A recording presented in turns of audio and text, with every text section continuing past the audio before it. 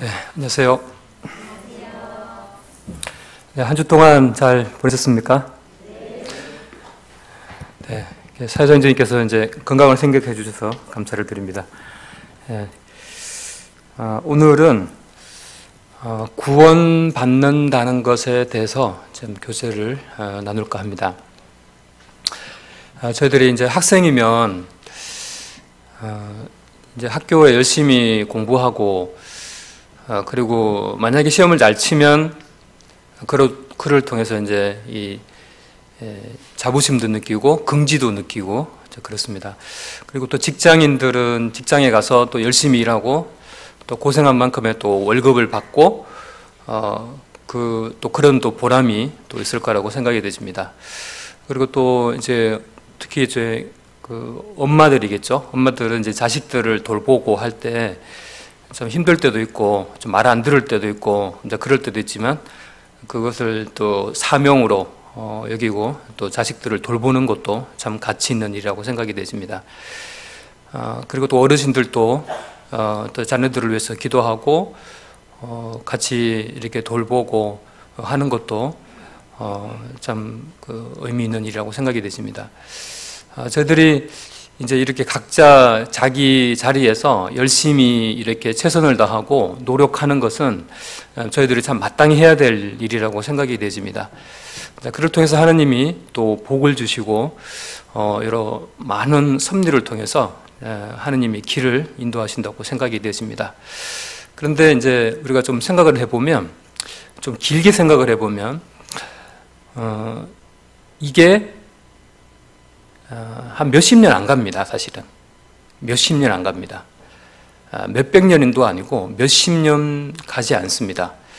그리고 우리가 살면서 어떤 선택을 하고 어떤 결정을 할 때 그 결정과 선택도 그 영향이 몇십 년 안 갑니다. 근데 좀 더 길게 하면 이제 일평생에 영향을 미치죠. 어떻게 보면 참 중요합니다. 우리가 공부하고 직장에 일하고 돌보고 어떤 일에 판단을 내리고 누구와 결혼하고 어떻게 살고 그리고 자녀를 어떻게 이렇게 생각하는 이런 모든 것들이 일평생 동안의 계획이자 일평생 동안에 우리가 지혜롭게 잘 해야 되는 것들입니다. 큰 영향을 미치죠. 이게 중요하지 않다는 것이 아닙니다. 자, 그런데 우리가 지금 교회에 왔습니다. 그리고 하나님의 말씀을 들으려고 앉아있고 우리가 평상시에 들어왔던 그 말에 의하면 우리가 한번 죽으면 그것으로 끝나는 것이 아니다라고 하는 것입니다. 이것은 참 무서운 얘기입니다.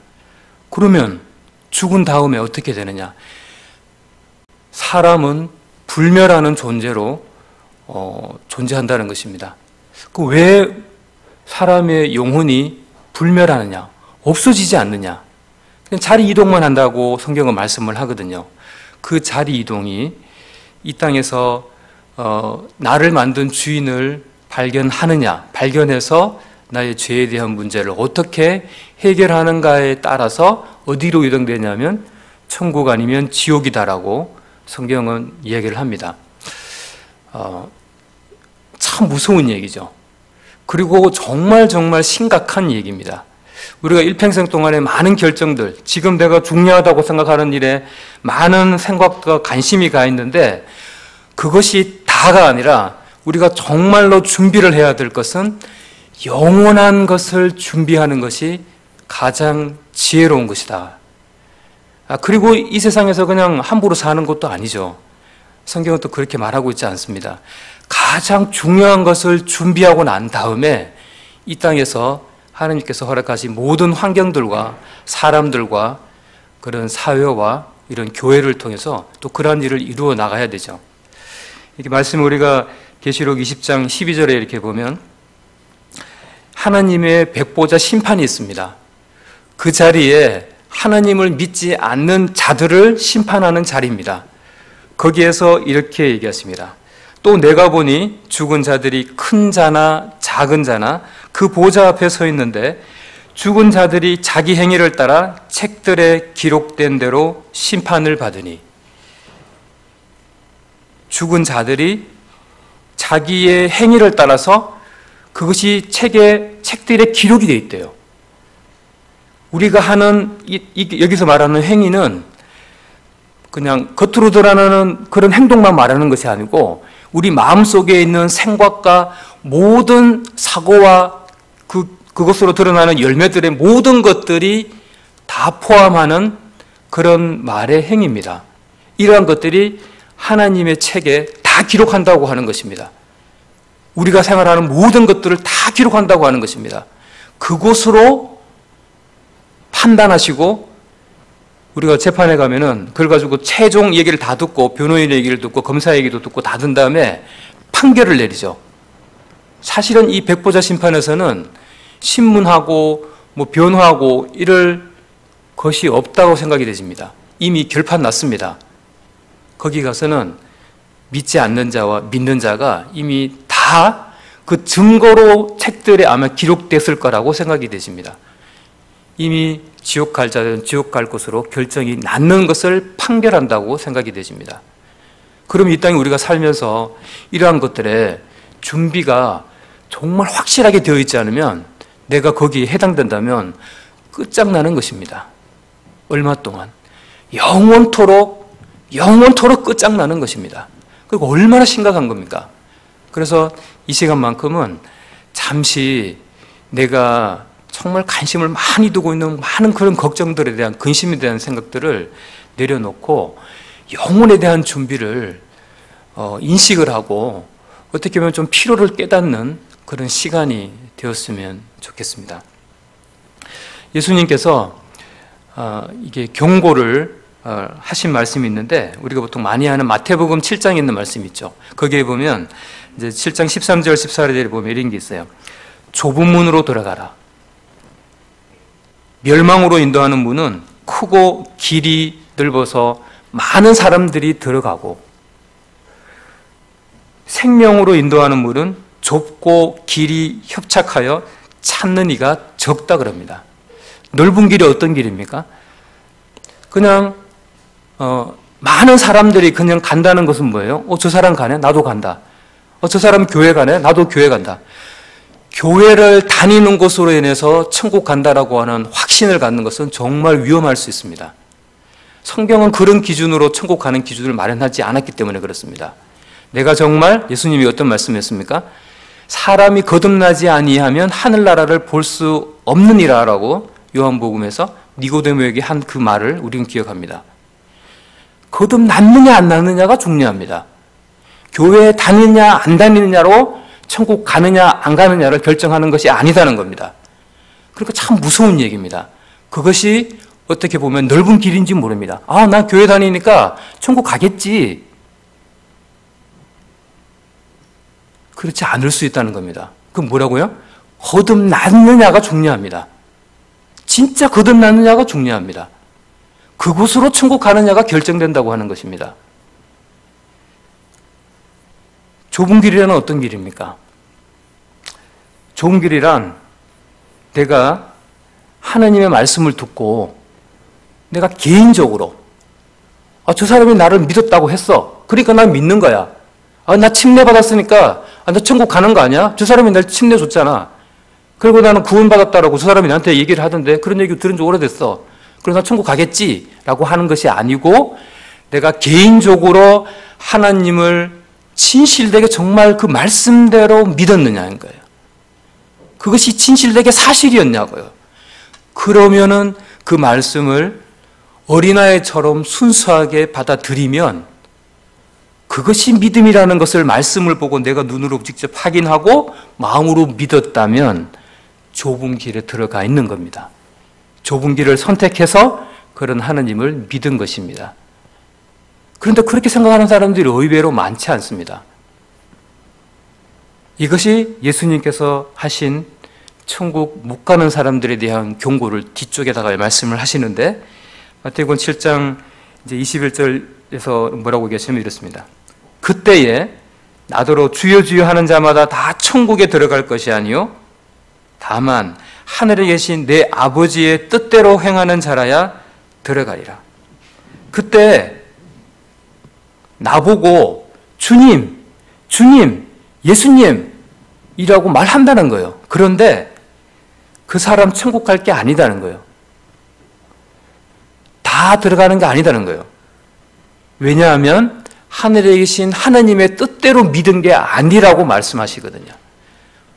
너는 믿었다고 생각했는데 그 믿음이 성경에서 말하는 하나님의 뜻의 믿음이 아니었다는 겁니다.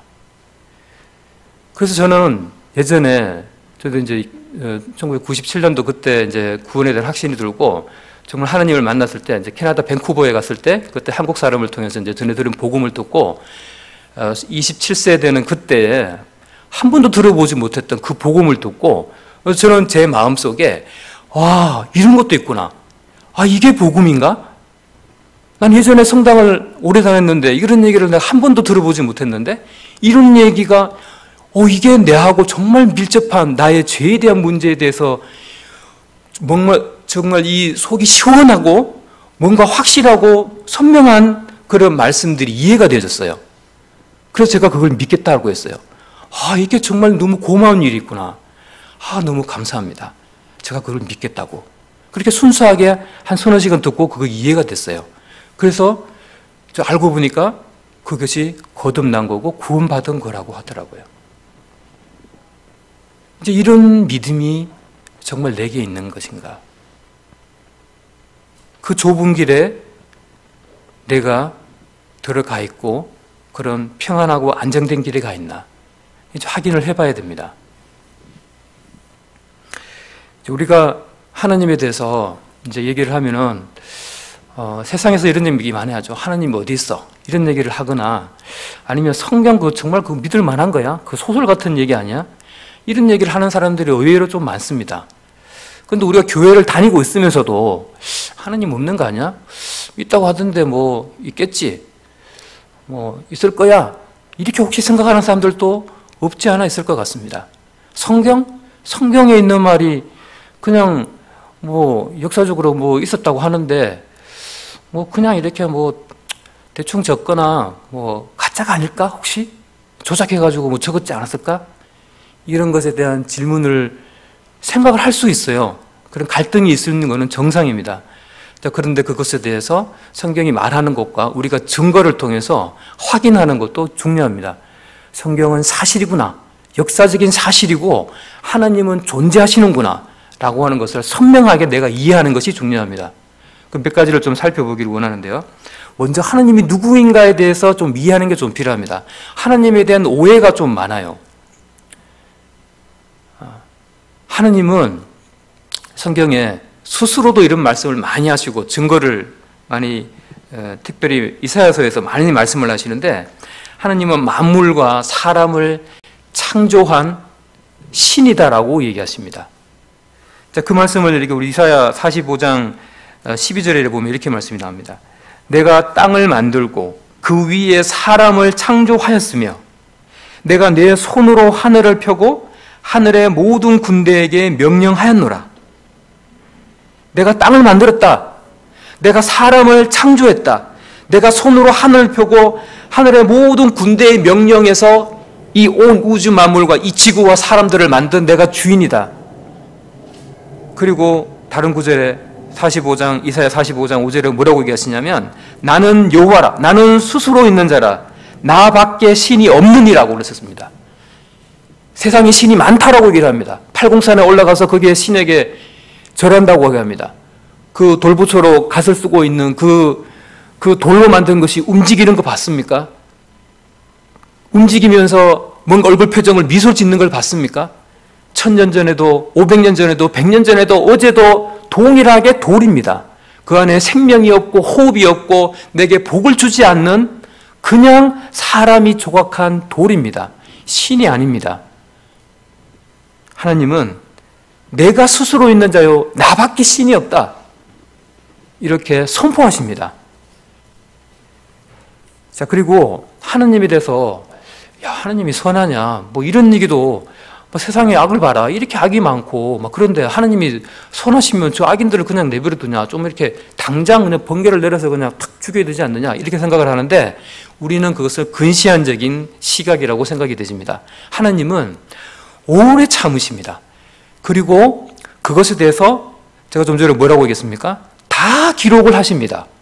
증거를 다 수집하십니다. 그리고 그 증거로 심판하시고 판단하시고 판결하십니다.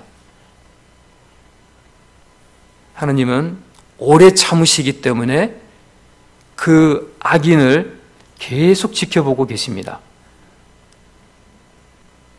하나님은 선하시고 인자하심이 영원하시다고 시편 100편 5절에 말씀하십니다.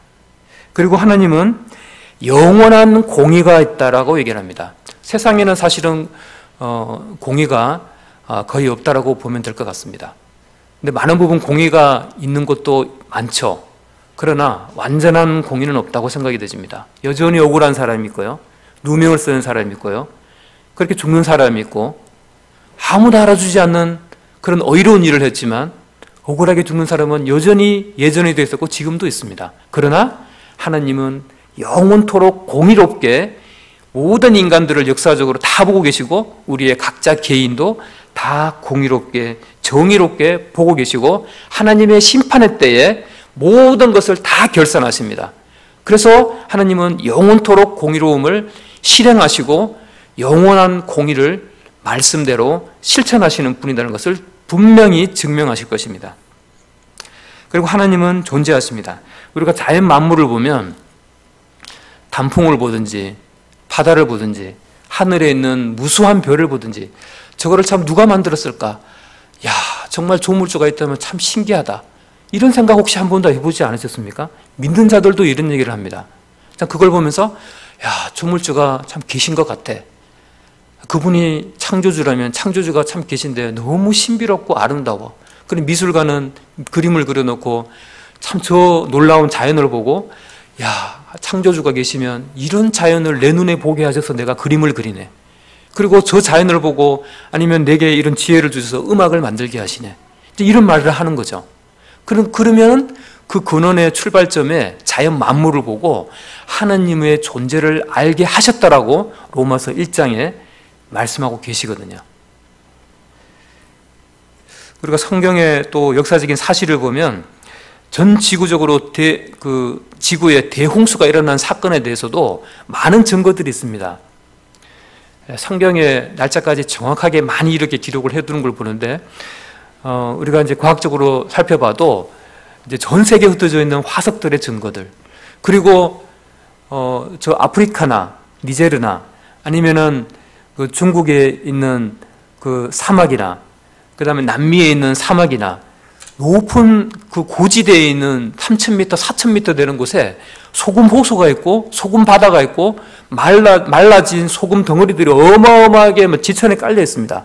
그게 무슨 말입니까? 바다로 언젠가는 그 높은 땅들도 다 뒤덮었을 때가 있었다라고 하는 과학적인 산 증거들입니다. 노아 홍수는 소설 속의 얘기가 아니라 정말 사실이고 역사적으로 있었던 거라는 것을 우리는 많은 곳에서 증거를 현재도 찾아볼 수가 있습니다. 이런 증거들이 성경에도 많고 우리가 조금만 생각하면 성경에 기록된 하나님의 말씀이 사실이고 역사적인 진실이라는 것을 알게 됩니다. 그리고 저 성경에 우리가 기록된 것을 보면은 구약에 특히 구원자 예수님에 대한 기록이 그 죽음과 예수님이 죽었고 부활했다라고 하는 사실도 역사적인 사실이다라고 하는 것이 우리가 객관적으로 알 수가 있는 게, 그 당시에 예수 그리스도 구원자가 죽을 때 그리고 죽었고 부활했다라고 하는 것을 본 사람이, 직접 목격한 사람이 500여 사람이 넘습니다. 그리고 그 사람이 이 성경에 기록될 그 당시에 고린도전서에서 사도 바울이 15장에서 말하면서 내가 이 편지를 쓰고 있는 이 순간에도 그것을 본 증인들이 살아있다. 내가 쓰는 이 말이 거짓말이 아니다는 거죠. 사실이다는 거죠. 성경에 기록된 것이 사실이었다는 것을 객관적으로 확인된 것입니다. 그리고 그 당시에 믿지 않는 비기독교인 요세푸스가 적은 유대의 역사의 기록에 보면 18권에 거기 보면 예수란 사람이 있었는데 참 놀랍게도 그 사람이 많은 사람들이 따랐고, 그런데 빌라도에 의해서 죽었다. 그리고 그 사람이 말한 대로 3일 후에 살아났다. 그리고 많은 사람들이 봤다라고 하는 것이 역사적으로 기록이 되어 있습니다. 역사적으로 확인된 사실이라는 거죠. 그리고 우리가 하나님은 아, 정말 이런 분이시구나. 아, 성경은 정말 믿을 만한 거구나. 사실은 여기서부터 시작을 해야 됩니다. 이런 마음의 출발이 있으면서 성경이 뭐라고 말하는지를 우리가 살펴보고 들어볼 필요가 있습니다. 우리 사람들을 한번 생각해 보겠습니다. 저희들은 이 땅에 이렇게 살다가 죽습니다. 확실하게 죽습니다. 우리의 4대손, 5대손이 할아버지가 살아있지 않습니까? 확실하게 다 돌아가셨잖아요. 우리 마음속에 죄가 있기 때문에 그렇다라고 성경은 말하고 있습니다. 우리는 죄를 가지고 모태 속에서부터 태어났기 때문에 우리 어머니가 죄를 짓는 중에 임신했다라고 성경은 다윗을 통해서 시편에서 말하고 있습니다. 그러니까 우리 어머니가, 우리 아버지가 죄를 지어 있는 상태에서 그 엄마가 임신을 했고 아기가 태어났는데 내가 태어나니까 내가 태어나면서부터 내가 죄인이구나라고 다윗이 고백을 했습니다. 그것을 우리가 아이들이 점점 자라가면서 자기가 이기적이고 그 다음에 엄마한테 뭐 싫은 얘기, 어머니 얘기 다 하고 이런 걸 보면은 그 죄성이 착하고 이제 귀엽고 그런 것만 있는 것이 아니라 가르치지도 않았는데 그 죄성을 드러내는 것을 보면은 그 죄가 묻어서 처음부터 시작됐다는 것을 증명하고 있는 것입니다. 우리가 이러한 인생의 현 주소를 우리가 우리 자신을 보면은 알 수 있다는 것을 알 수 있습니다. 우리 사람들은 정말 위험에 빠져 있습니다. 하나님이 이러한 이 죄에 대해서 그냥 넘어가지 않습니다. 이런 것을 공의롭게 심판하십니다. 그 의로운 심판은 영원한 불과 유황이 타는 불못의 지옥이라고 하는 심판입니다. 하나님이 시편에서 이사야 1장 2절에서 이런 얘기를 합니다. 내가 자식을 양육하였거늘 그들이 나를 거역하였도다. 소는 그 임자를 알고 나귀는 그 주인의 구유를 알건만은 이스라엘은 사람들의 어떤 대표가 되겠죠. 나를 알지 못하고 나의 백성은 깨닫지 못하노라. 슬프다. 범죄한 나라요. 허울진 백성이요. 행악의 존자요. 행위가 부패한 자식이로다. 하나님인 창조자가 내가 사람을 만들어놨는데 소는 자기 주인을 알고 자기 여물통을 찾아와서 그 여물을 먹으면서 주인이 주는 것을 바라보고 주인한테는 뒷발질하지 않습니다. 떠받지도 않아요. 그리고 다른 동물들도 개들도 주인 다 알아보잖아요. 근데 사람만 우리를 내가 창조했다라고 하는 그 하나님을, 그 주인을 몰라보는 거예요. 그러니까 하나님의 마음이 슬픈 거예요. 나를, 주인을, 엄마를 몰라보고 있는 거예요. 이 사람들이. 하나님 없다고 그러고 당신이 왜 나를 만들었냐고 그러고 하나님 감정이 있으시거든요. 하나님 감성이 있어요. 그리고 슬퍼하신다고 얘기를 하시는 거예요. 에스겔서 33장 11절에 하나님이 또 애절한 말씀을 하십니다. 이렇게 얘기하십니다. 나는 악인이 죽는 것을 기뻐하지 아니하고 악인이 그의 길에서 돌이켜 떠나는 것을 사는 것을 기뻐한다. 이스라엘 족속아 돌이키고 돌이키라. 너의 악한 길에서 떠나라. 어찌 죽고자 하느냐 하셨다 하라. 이스라엘 족속아 그랬지만 우리 인간에게도 동일하게 하시는 말씀입니다.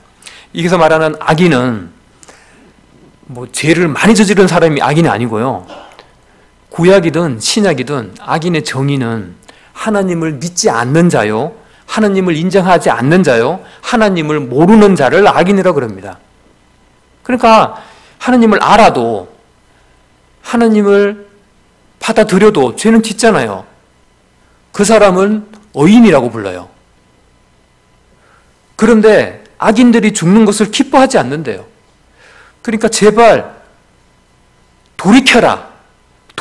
악한 길에서 떠나서 너희가 어찌 죽고자 하느냐. 죽지 말라는 거예요. 하나님의 애절한 우리를 향한 말입니다. 그러면서 이사야 1장 18절에 보면 이렇게 말씀하십니다. 여호와께서 말씀하시되 오라 우리가 서로 변론하자. 우리가 서로 이야기해보자. 하나님이 일로 와봐라. 내하고 이야기 좀 해보자 그러는 거예요. 하나님이. 내가 성경에 많은 증거를 이사야 말씀만 봐도 너무나 가득 차 있는 하나님의 애절한 그 슬픈 하나님의 요청하는 말씀들이 많아요. 그리고 증거들도 많아요. 그리고 그것이 신약에 가보면 요한복음에도 많고 로마서에도 많고 너무나 가득 차 있어요. 이거 와봐라 이거예요. 와서 이 성경책을 보고 이것을 전하는 사람들하고 같이 얘기를 해보자 이거예요.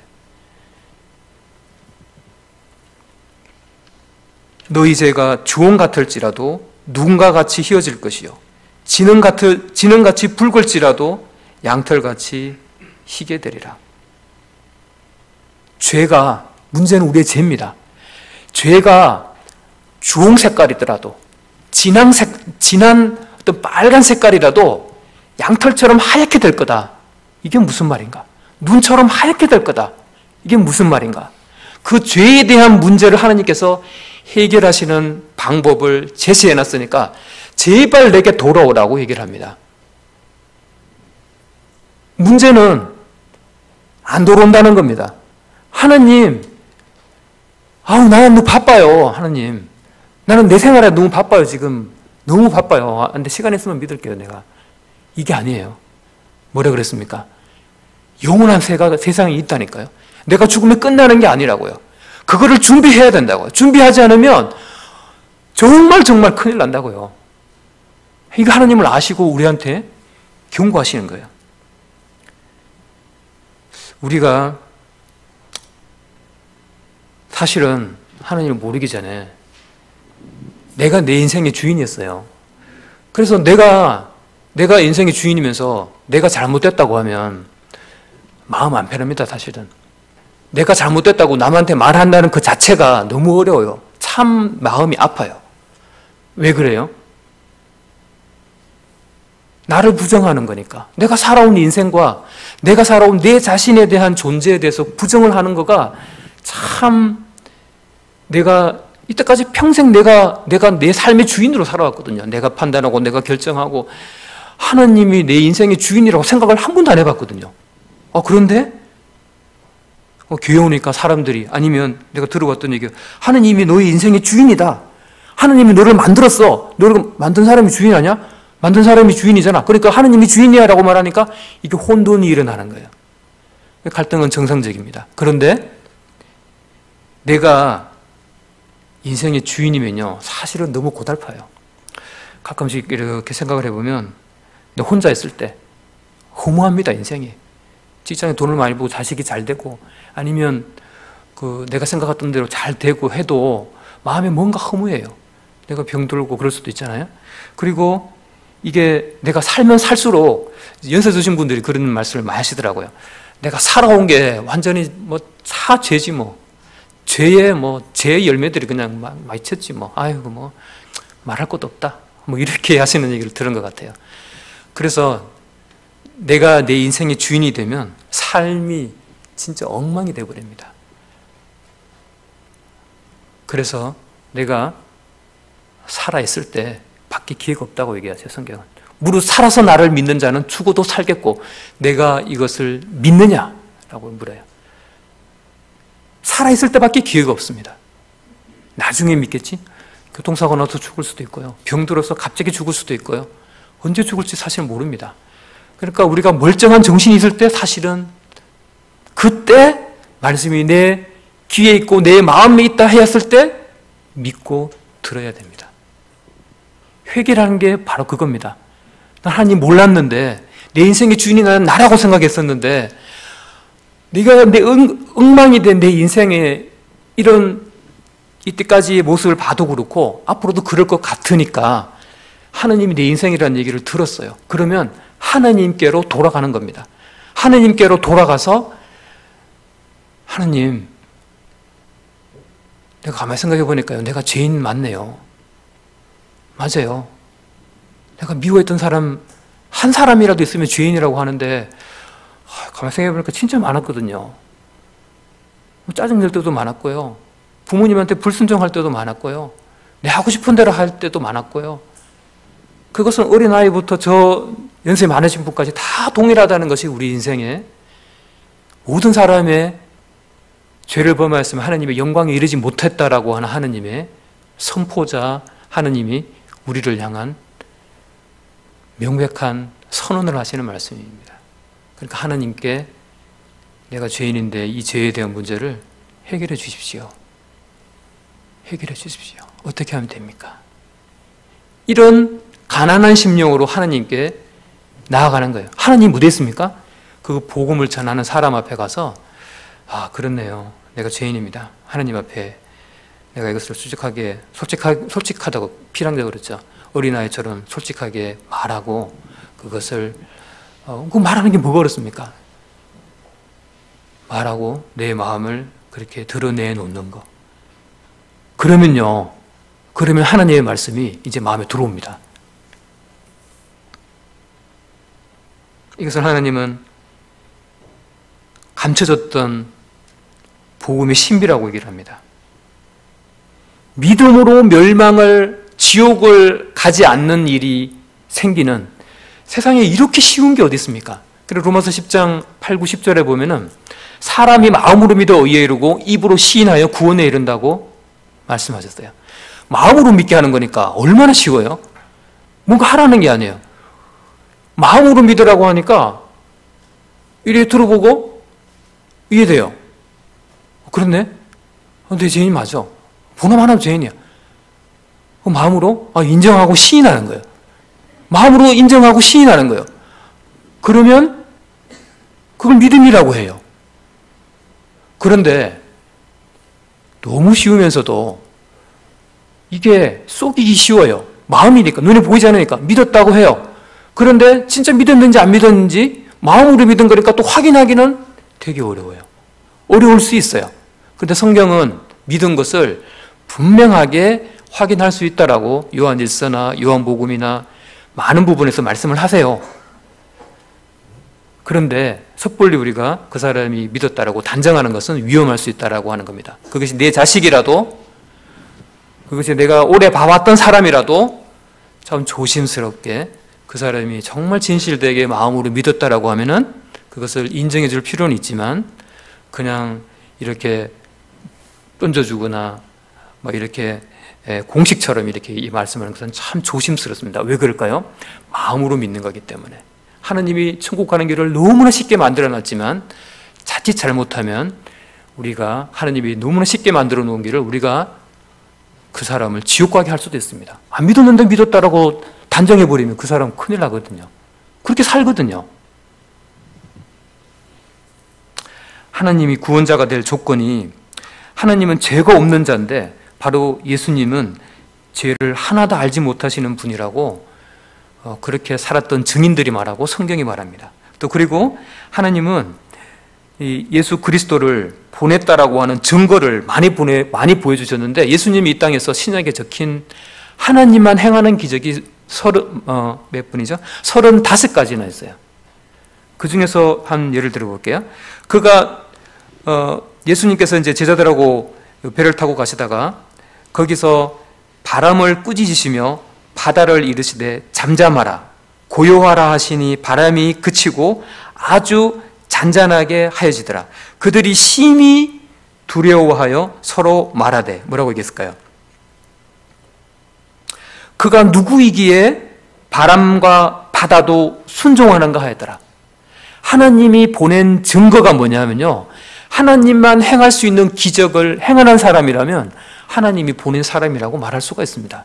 예수라는 분이 하나님만 행하는 그런 기적을 한 개도 아니고요, 35가지나 그 짧은 3년 동안에 행하셨어요. 하나님이 보낸 확실한 구원자라고 하는 증거입니다. 구약에서 말한 그 예언의 성취를 하셨고요. 그리고 예수님은 사람이셔야 했습니다. 성경에 보면은 또 히브리서 이제 2장 14절에 보면은 그가 사람이어야 된다는 말씀을 하시거든요. 그 왜 그러냐면 그도 또한 같은 모양으로 혈과 육을 함께 지니심은 죽음을 통하여 마귀를 멸하시며 죽음에 대한 평생 종의 노예로 사는 사람들을 놓아주려 하심이라 이렇게 말씀하시거든요. 육체를 가진 사람의 모양으로 와서 우리 사람을 대신해서 나의 죄를 대신해서 십자가에서 죽으시기를 하나님은 원하셨고 그것이 하나님의 공의라고 보셨고 그 죽음을 통해서 하나님의 공의로운 죄의 값을 우리가 죽어야 되는데 예수 그리스도가 죽는 것을 대신할 수 있다라고 공의로우신 심판주인 하나님께서 그렇게 공의롭게 판단하신 거예요. 그러니까 사람으로 이 땅에 오셨어야 됐어요. 예수님은 사람으로 오신 거예요.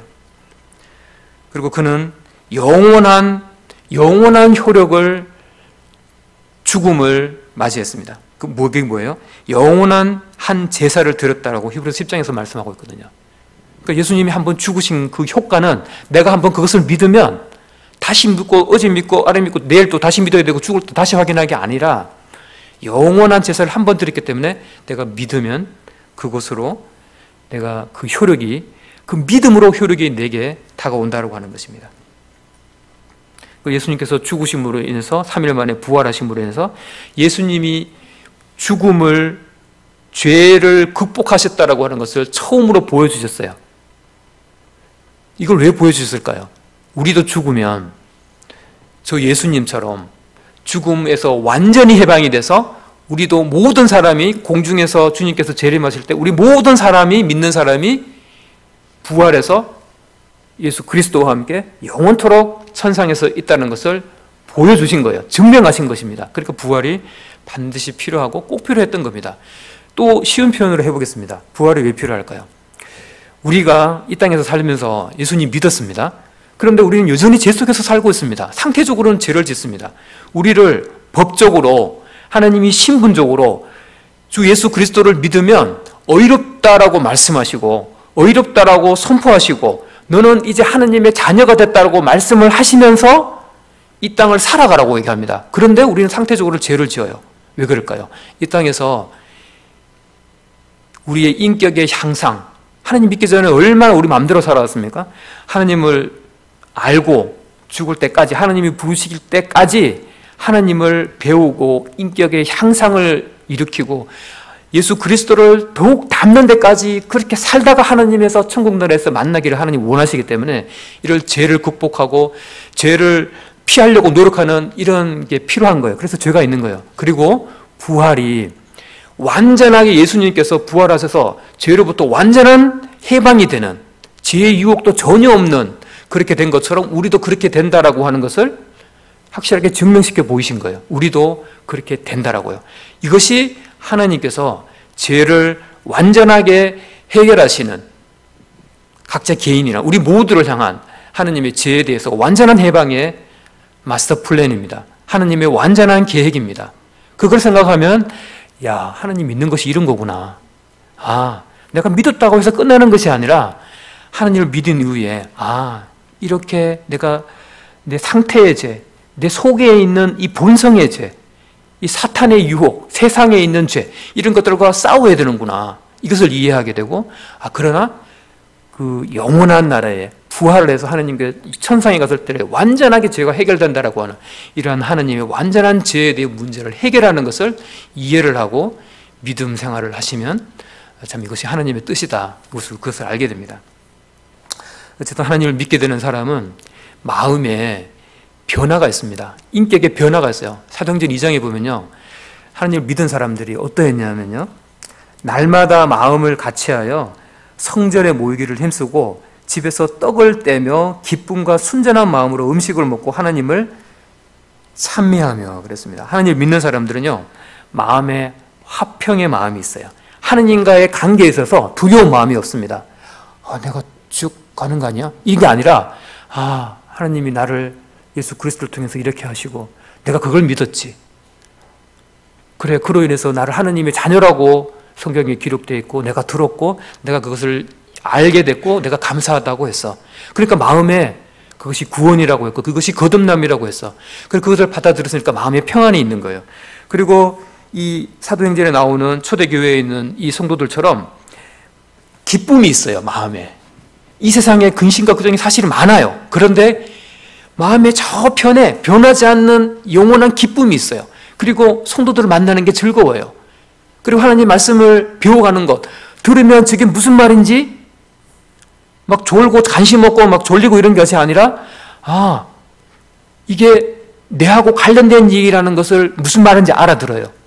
다는 알아듣지 못해도. 그런 것이 뭐예요? 하나님과 교감이 있고 인격적인 마음의 변화가 일어났다는 것입니다. 이것이 거듭난 사람, 하나님을 믿은 사람, 믿는 사람의 열매다라고 생각이 되집니다. 여러분은 천국에 간다는 정말 확신이 있습니까? 하나님의 뜻대로 믿는 그 믿음을 가지고 계십니까? 그 하나님의 좁은 길에 서 있으십니까? 이미 그 좁은 길에 들어가 계십니까? 믿었다면 하나님을 찬양하고 감사할 일입니다. 그러나 혹시나 믿지 않으셨다면 교회에 우리가 복음을 전하고 구원받고 침례받는 것을 보면은 많은 분들은 개인적으로 성경 공부를 통해서 하나님을 믿고 구원의 확신을 가져요. 그래서 교회에서 복음을 전하시는 분들에게 부탁을 해서 성경 공부를 좀 했으면 좋겠습니다. 이렇게 하고 아니면은 그렇게 했더라도 이제 구원의 확신이 좀 흔들리더라도 이제 그런 과정을 통해서 성경 공부를 조금 더 해서 그런 것을 통해서 이제 구원의 확신까지 갖는 그러한 이런 공부에 좀 참여하시면 좀 좋을 것 같습니다. 기도하고 마치겠습니다. 아버지 하나님, 저희를 위해서 구원자를 보내주시고 구원을 받는다는 것이 어떤 것인가 저희들에게 성경 말씀을 통해서 저희들에게 말씀하신 것 감사를 드립니다. 저희가 무엇이간데 저희를 생각하시고 저희를 구원하시기를 기뻐하셨다고 하신 말씀처럼 저희가 참 은혜를 받은 자라고 생각이 되었습니다. 아직 하나님을 모르는 자들, 아직 믿어지지 않는 분들이 계시다면 하나님을 알 수 있는 그런 기회를 허락하시고 우리에게 열린 마음을 허락해 주시기를 기도를 드립니다. 예수님의 이름으로 기도했습니다.